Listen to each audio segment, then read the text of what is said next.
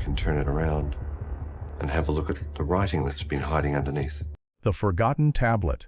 In the shifting light of the Mesopotamian So no one's seen that writing for 4,000 or 5,000 years? Yeah, the only person that's seen it previously is the one who wrote. plane, time moves differently. The sun bleaches the horizon, the wind carves across sand and stone, and each gust carries the faint echo of civilizations long vanished. It was here, over a century ago, that a small group of archaeologists knelt in the dirt, unknowingly brushing the surface of one of humanity's oldest unsolved equations. The year was 1900. The dig lay near the ruins of ancient Larsa, a city that once hummed with the rhythm of empire. The soil was dense with history. Beneath every layer of baked clay lay fragments of lives long past, merchants' ledgers, temple hymns, royal decrees etched in wet tablets and left to harden beneath the Babylonian sun. To most archaeologists, each new tablet meant another name in the chronicles of kings, another sliver of a forgotten story brought back into the world. But that day, the object pulled from the earth looked unremarkable. It was small, no larger than a hand, its edges chipped, its surface cracked from centuries of pressure. There were no carvings of gods, no inscriptions of conquest, no royal stamps, only neat rows of wedge-shaped marks pressed into the clay, too orderly to be random, too plain to be admired. The man who found it barely looked twice. His name was Edgar James Banks, an American archaeologist and adventurer who roamed the deserts of Iraq long before archaeology was bound by modern ethics or academic restraint. Banks was the kind of man who traded ancient artifacts for gold coins and whiskey bottles, who smuggled relics out of the region to fill the drawing rooms of Europe. His exploits, daring, controversial, sometimes reckless, would later inspire the fictional character Indiana Jones. To Banks, this cracked clay tablet was just another curiosity among thousands. It lacked beauty, and worse, it lacked a story. He wrapped it in cloth, marked it with a catalog number, and shipped it off along with other finds. The tablet's next stop was New York. Banks sold it to a wealthy collector, George Arthur Plimpton, a man fascinated by rare manuscripts and ancient knowledge. Plimpton kept the tablet not in a glass case, but in a drawer, one artifact among hundreds. When he eventually donated his collection to Columbia University, it was catalogued without ceremony as Plimpton 32020, Plimpton for its donor 322, its number in the record, a label, nothing more. And there it sat, for decades. Through world wars, shifting academic trends, and the slow evolution of archaeology itself, Plimpton 322 gathered dust in the university's collection room. Thousands of students walked past its cabinet, never knowing the silent object inside contained one of the oldest mathematical secrets on Earth. When researchers did glance at it, they saw only lists of numbers. 4 columns, 15 rows, each mark written in the ancient Babylonian cuneiform system. No titles, no divine dedications, just numbers. And numbers, to early scholars of Mesopotamia, were dull compared to the poetry of gods and kings. It was an age when archaeology sought beauty, not logic. Scholars wanted myths, not mathematics. So the little tablet that carried a mystery sat ignored, its cracks deepening, its edges flaking as the world around it moved on. The irony was almost poetic. The Babylonians had invented writing not for myth, but for measurement, for trade, land, and astronomy. And yet, one of their most extraordinary pieces of evidence for mathematical genius would spend a century misjudged as mundane. When a few researchers finally began to take a closer look, they noticed something odd. The numbers on Plimpton 322 were not random tallies of grain or livestock. They followed patterns, a rhythm of proportion, of balance. But without context, the meaning was invisible. One scholar described it as an enigma of order. Another wrote that it looked like a table of something, though of what, he could not say. The clay surface bore no explanation, only the script of a civilization 4 millennia old, whispering through symbols that the modern world had forgotten how to hear. To understand how this mystery even existed, you have to step back into the world that made it. Babylon around 1800 BCE, when Hammurabi's empire was rising, when ziggurats scraped the desert sky, and priests watched the stars for messages from the gods. The Babylonians built their knowledge on the base 60 system, sexagesimal, a mathematical framework still echoing in how we measure time. 60 seconds in a minute, 60 minutes in an hour, 360 degrees in a circle. To them, numbers were not abstract, they were sacred architecture, shaping everything from land division to planetary motion. Their cities were geometry made stone. So when that anonymous scribe pressed his stylus into wet clay, he wasn't writing for art, he was capturing truth, one that the world wouldn't rediscover until more than 1,000 years later. Still, in the early 20th century, none of this was known. Archaeologists cataloged tablets by appearance and context. The cracked slab that would one day challenge Pythagoras himself was simply too quiet. It lacked the majesty of kingship inscriptions or mythological epics. Even the experts who specialized in ancient Babylonian mathematics dismissed it as a primitive ledger. Decades passed. The world modernized, and mathematics marched on into calculus and quantum theory. But Plimpton 322 stayed frozen in time, locked in its own numbers. Generations of researchers came and went. Each noted the same facts of 4 columns, 15 rows, strange numerical consistency, no evident practical use. No one could agree on its purpose. Was it a merchant's tally sheet? A land survey? A temple accountant's list? None of it fit. The rows didn't correspond to dates or amounts. The numbers didn't behave like currency or measurements. And strangest of all, there were ratios hidden within the figures, precise relationships repeating in ways too deliberate to be coincidence. But at the time, no one had the tools, or perhaps the imagination, to see what those ratios meant. So the tablet stayed where it had always been, a relic mislabeled as ordinary.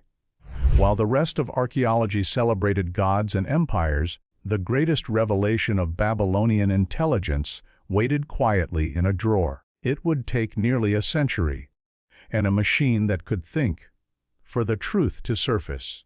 When modern researchers began digitizing ancient collections, Plimpton 322 was scanned like everything else. But something about it caught the attention of mathematicians.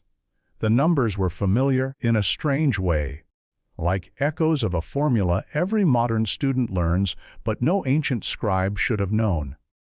No one could yet explain it, but the feeling spread this tablet was more than a record. It was a message, a coded window into a lost system of thought. And in time, that message would prove to be more revolutionary than anyone dared to imagine. For when artificial intelligence finally rid what no human could, it uncovered something extraordinary. The Babylonians had mastered advanced trigonometry more than 1,000 years before Pythagoras was even born. But that discovery, and the decades of confusion that preceded it, were still to come. For now the story of Plimpton 322 remained a quiet paradox, a masterpiece mistaken for monotony, a whisper of genius buried under the weight of its own simplicity. A single piece of clay, forgotten for millennia, waiting for a mind, or a machine, capable of hearing what its numbers had been saying all along. The numbers no one could explain. In a quiet, temperature-controlled room at Columbia University, the Plimpton 322 tablet finally began to attract attention. It wasn't beauty that drew scholars to it. It was confusion. Every other tablet in the Mesopotamian collection told a story: temple hymns, inventories, royal decrees. But this one refused to speak in sentences. Its language was numbers: 4 vertical columns, 15 horizontal rows, each line composed of precise wedge-shaped impressions carved by a steady hand nearly 4,000 years ago. At first glance, it looked like a table of something, perhaps grain shipments or taxation. Babylon was, after all, a civilization that recorded everything. Their scribes kept track of everything from barley harvests to the phases of Venus. But as mathematicians and historians began to copy the figures into modern notation, the pattern resisted interpretation. The sequences didn't match tax records, trade accounts, or astronomical cycles. They weren't random either. They followed a hidden order that no one could yet decipher. For decades, it sat like that, an archaeological riddle in plain sight. Scholars speculated, compared, and dismissed. Some suggested it might be a builder's aid, a sort of ancient slide rule for surveyors who needed to measure land plots. Others proposed it was a teaching tool, perhaps a student's exercise in arithmetic. But even those guesses didn't explain the precision of the numbers, nor why each row seemed to relate to the others through invisible ratios. Then, in the 1940s, a historian named Otto Neugebauer noticed something that changed everything. While examining the Plimpton 322 figures, he found that several sets of numbers corresponded perfectly to right-angled triangles. Specifically, they obeyed the relationship later made famous by the Greek mathematician Pythagoras, that the square of a triangle's longest side equals the sum of the squares of the other two sides. Neugebauer checked the calculations again. They fit. Then he checked another row. It fit too. Row after row conformed exactly to the Pythagorean theorem. It was a discovery that sent a shock through the world of ancient studies. For centuries, students had been taught that the Greeks were the founders of geometry, that Pythagoras around 500 BCE had been the first to grasp this elegant rule governing right-angled triangles. Yet this clay tablet, written a millennium earlier, already contained the same principle, expressed not as theory, but as a list of working examples. The implications were staggering. If the Babylonians truly understood these relationships, it meant that advanced geometry had existed long before Greece had even emerged from the Dark Ages. Not everyone agreed. Some scholars argued that Neugebauer's interpretation was far too generous. Perhaps the numbers merely resembled Pythagorean triples by coincidence. Others said that without clear labels, no words for triangle or angle, the claim couldn't be proven. Heated debates filled academic journals. Was this the birth of geometry, or a modern fantasy imposed on ancient clay? The truth, as always, lay buried somewhere between skepticism and wonder. What everyone could agree on was that Plimpton 322 was unique. Its numbers didn't behave like the administrative data found elsewhere in Babylonian records. There was intent behind them, mathematical purpose. When the columns were read carefully, a structure began to emerge. Each row represented a set of three related values, now recognized as Pythagorean triples, integer solutions to the equation authentici. The first row contained 119, 120, and 169, one of the simplest right-angle relationships in mathematics. The next row followed a different proportion, and the next another still. Together, they formed a perfectly ordered catalog of right-angled triangles. It was, in effect, an ancient trigonometric table, a list of geometric ratios used to calculate angles and side lengths, long before the Greeks ever formalized the study of trigonometry. But there was something else. Something that made the discovery even more astonishing. Unlike the Greeks, who worked with the familiar base 10 system, the Babylonians calculated in base 60. It was a system inherited from the Sumerians, and it remains embedded in our modern world. 60 minutes in an hour, 60 seconds in a minute, 360 degrees in a circle. Using this sexagesimal framework, the Babylonians could express fractions with remarkable accuracy, avoiding the messy remainders that plague decimal systems. Their arithmetic, though ancient, was in some ways superior to ours. Neugebauer and his colleagues realized that the Plimpton 322 table wasn't just mathematical curiosity. It was functional technology. Babylonian engineers could have used it to build temples, canals, and ziggurats with astonishing precision. It allowed them to construct perfect right angles without using any measuring tools other than rope and stake. By choosing a set of numbers from the table, A surveyor could measure out two sides of a triangle that would automatically yield a right angle, guaranteed by mathematics. In a world without compasses or protractors, that was revolutionary. Yet the debates continued. Critics argued that the tablet was too small to be of practical use. Others claimed the resemblance to trigonometry was an illusion created by modern interpretation. For every researcher convinced of its brilliance, another insisted it was coincidence. The controversy might have ended there, lost in the endless shuffle of academic argument, if not for one thing. The pattern refused to go away. Every new mathematical analysis reinforced the same truth.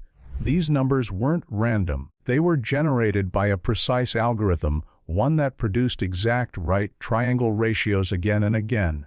As the 20th century marched forward, computers entered the picture. Mathematicians ran digital checks on the Plimpton 322 sequences. Every time, the result was the same. The tablet encoded a consistent set of mathematical relationships, too deliberate to be accidental. The only remaining mystery was why. If the Babylonians had discovered this principle, what had they used it for? No ancient texts mention Pythagorean triangles. No surviving record explains how or why the tablet was made. Was it a teaching aid, a reference for architects, a relic from a forgotten school of mathematics that predated the known Babylonian curriculum? The lack of answers only deepened the intrigue. Some historians proposed that the tablet might have belonged to a temple mathematician, a scribe trained in both religion and engineering. Temples in Babylon weren't just places of worship, they were centers of administration and science, responsible for everything from astronomy to irrigation. The priests who observed the stars were also the ones who measured land and built walls. For them, geometry wasn't abstract, it was sacred. Numbers were a divine language and precision was devotion. If that was true, then Plimpton 322 may have been more than a tool. It could have been a prayer made of numbers, a way of aligning human construction with cosmic order. Still, without definitive proof, the tablet remained an enigma. Generations of scholars published and republished interpretations, each trying to fill the gaps. But no one could fully decode its structure. The missing pieces of the clay left holes where crucial digits should have been. The damaged edges prevented the final columns from being read. One scholar compared it to a symphony missing its last notes. Beautiful, haunting, incomplete. By the turn of the 21st century, the debate had cooled. The tablet was famous, but misunderstood. A curiosity displayed in lectures and museum showcases, its meaning still trapped beneath the dust of time. Then, technology caught up with history. Digital imaging, machine learning, and pattern recognition brought new eyes to old mysteries. The Plimpton 322 tablet, once dismissed as a mere accounting record, was scanned again, this time in high-resolution detail far beyond what human vision could process. And as algorithms analyzed every indentation, every fragment, something extraordinary began to happen. The machine saw what humans could not: the subtle patterns, the invisible symmetries, the logic buried beneath the erosion. All of it began to emerge. What scholars had once called coincidence started to look like design. The ratios lined up too perfectly, the sequences repeated with mathematical intent. The clay, silent for 4,000 years, was finally beginning to speak again, and what it was about to say would overturn centuries of certainty. The Greeks, long celebrated as the fathers of geometry, might not have been the first after all. The origins of trigonometry, the mathematical language of architecture, astronomy, and navigation, could lie not in Athens or Alexandria, but in the heart of ancient Babylon. Yet to prove it, humanity would need more than eyes or intellect. It would need the help of something that could think differently, something that could reconstruct what time had erased. That was when artificial intelligence entered the story, and with it came an answer that would rewrite the history of mathematics itself. AI reconstructs the past. For more than a century, the mystery of Plimpton 322 had lingered unsolved, a puzzle hiding in plain sight. Its surface was chipped, its numbers incomplete, its meaning uncertain. Scholars had argued, speculated, and finally set it aside. The debate had gone quiet until one man decided to look again, not with a magnifying glass but with a machine. In 2017, Dr. Daniel Mansfield, a mathematician from the University of New South Wales in Australia, stumbled upon a high-resolution image of the tablet while preparing a university lecture on ancient mathematics. To most, it was just another archaeological curiosity, an ancient record of numbers whose purpose had been debated for decades. But to Mansfield, it was something else entirely. I looked at those columns and thought, these aren't just numbers. He would later recall in an interview, their relationships. There's structure here. Logic that's been hidden for 4,000 years. Mansfield was not an archaeologist. He wasn't trained in cuneiform or in ancient languages. But he understood numbers, and he saw in the tablet's strange geometry the fingerprints of a mind working through a problem that modern mathematics still recognizes today. However, the tablet was damaged. Whole sections were missing. Parts of the numbers had been worn away by time, and cracks sliced through crucial rows. For over 70 years, that damage had made full interpretation impossible. Any missing digit could completely change the meaning of a sequence. Traditional reconstruction methods, magnification tracing, comparative analysis, had all failed. That was when Mansfield turned to a new kind of assistant artificial intelligence. Using advanced machine learning algorithms originally designed for astronomical data reconstruction, Mansfield and his small team began to digitally restore the tablet. They started by creating ultra-high-resolution 3D scans, capturing every microfracture and indentation. The AI analyzed each mark, comparing it to thousands of other cuneiform symbols from the same period, tablets from Ur, Sippar, and Nippur, to predict which wedges were missing, how they were aligned, and even the pressure the scribe's stylus would have exerted on the clay. It was the first time a computer had ever been trained not just to read cuneiform, but to think like a Babylonian scribe. The process took months. Every few days, the algorithm produced a new version of the tablet, a reconstruction that filled in the missing lines. The team would then verify each number by hand, feeding corrections back into the system to refine its learning. Slowly, row by row, the tablet began to rebuild itself. What emerged was astonishing. The AI didn't just replace missing numbers. It revealed a pattern, an internal logic that had never been visible before. The ratios between the columns weren't arbitrary, they followed a deliberate mathematical rule. Every row represented a perfect right-angled triangle, one side squared plus another side squared equaling a constant third. It was the Pythagorean theorem, encoded 1,000 years before Pythagoras had ever lived. But that wasn't even the most extraordinary part. When the AI finished its reconstruction, Mansfield noticed something deeper.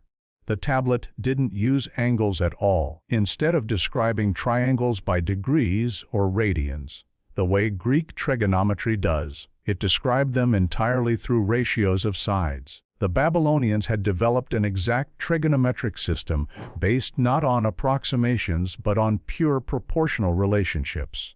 In modern trigonometry, we work with decimals, numbers that always introduce tiny rounding errors.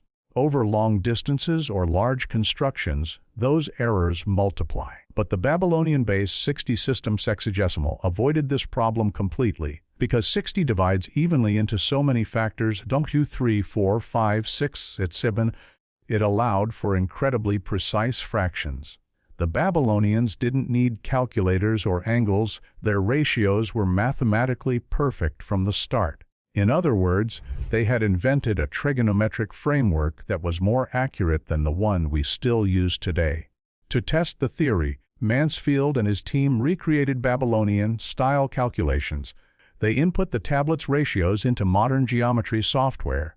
The results were flawless. The numbers produced right-angled triangles with exact side lengths, not approximations, not near misses, but perfect equality. When the same calculations were run in decimal, the program displayed small rounding errors.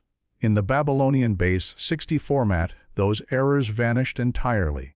It was a revelation that sent ripples through both the mathematical and archaeological communities. The Babylonians, living nearly 4,000 years ago, had achieved what modern engineers spend years studying: precise trigonometric modeling. And they had done it without compasses, protractors, or algebraic notation. Their tool was clay, their medium a stylus, and their genius timeless. Even more fascinating was what the numbers implied about their world. This tablet was not abstract theory, it was practical mathematics. It could have been used by architects designing ziggurats, surveyors dividing farmland, or astronomers tracking the heavens. Every entry in the table corresponded to a real, measurable ratio, something that could guide construction or prediction. If that was true, then the tablet wasn't simply the world's oldest trigonometric table. It was also the oldest surviving example of applied geometry, a blueprint for precision engineering in an age long before modern tools. And yet, the discovery also raised unsettling questions. How had such knowledge existed so early? Why was there no written explanation on the tablet? No indication of its use or purpose? And why had this advanced system vanished, replaced centuries later by the less precise Greek method? Mansfield speculated that the answer lay in history itself. Babylonian civilization endured for centuries, but its knowledge was not centralized. Scholars were often temple scribes, and their discoveries could easily be lost when cities fell or archives burned.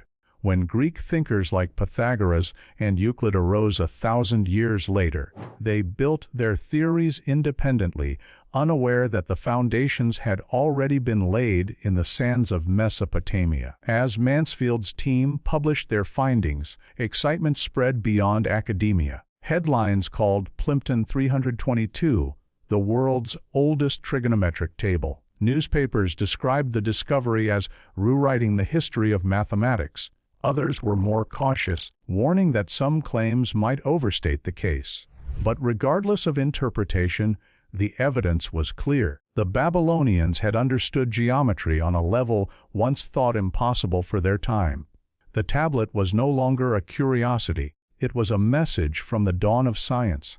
AI had done more than restore a damaged artifact. It had revealed the intelligence of an ancient civilization whose logic mirrored our own. Proof that progress is not a straight line, but a cycle of forgetting and rediscovery. The more the researchers examined the reconstructed tablet, the deeper the implications became. Its precision suggested not a simple teaching exercise, but a sophisticated tool. The Babylonians might have used it to design irrigation canals with perfect gradients, to align temple courtyards to the stars, or to measure the Earth's curvature long before such ideas reached Greece or Egypt.